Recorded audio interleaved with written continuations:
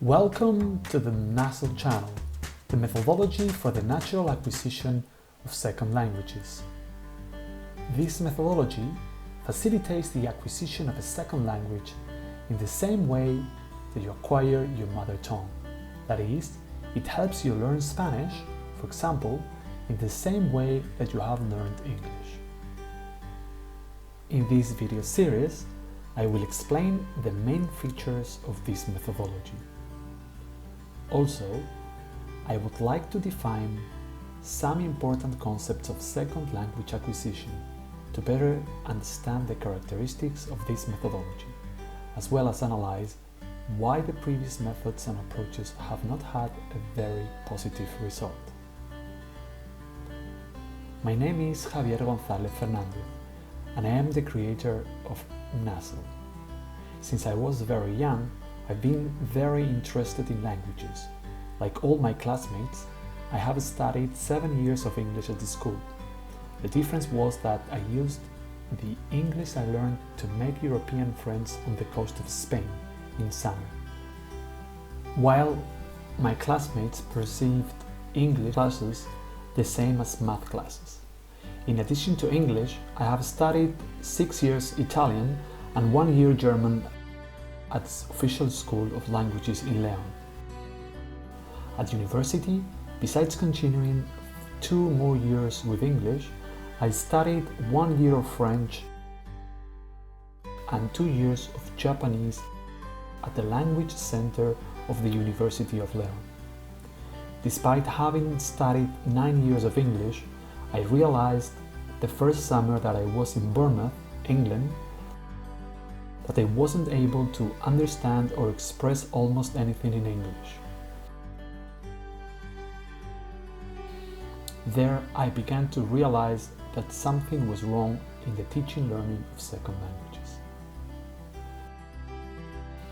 I lived 6 years in Poland, 1 year in China, 3 years in Thailand, and 4 years in Turkey. Although I have not attended classes of any of these languages, I've had to learn them to a greater or lesser degree since I need it and I still need to communicate on a daily basis.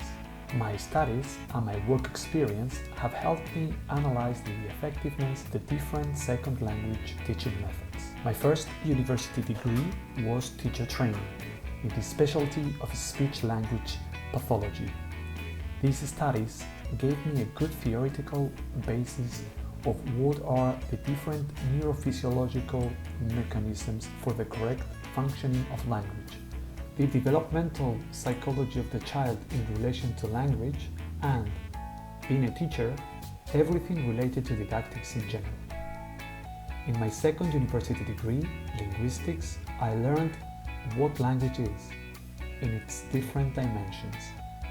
After 10 years of work experience as a language teacher, I got a PhD in applied linguistics to second language teaching and learning. I started as a Spanish teacher in Poland, both at a private academy and at the Zut University. From there, I went to China, where I spent 1 year as an English teacher. In Thailand, I went back to being Spanish teacher for 3 years at Mahidol University.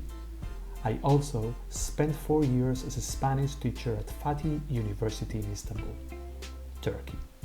Later, I spent 1 year at the EIL in Ecuador, and now I am working as a Spanish teacher at the University of Szczecin, again in Poland. All this experience as a language teacher has led me to analyze the effectiveness the different methods and approaches of second language teaching, and to conclude that we do not facilitate the acquisition of a second language in our language classes, rather the opposite.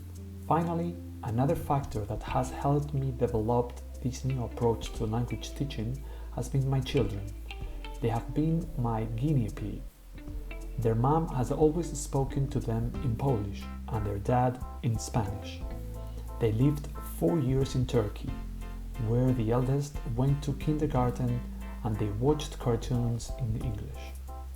The observation of their linguistic development in the different languages has being very important for the verification of many of the hypotheses that I had about the acquisition of second languages. Thanks for watching.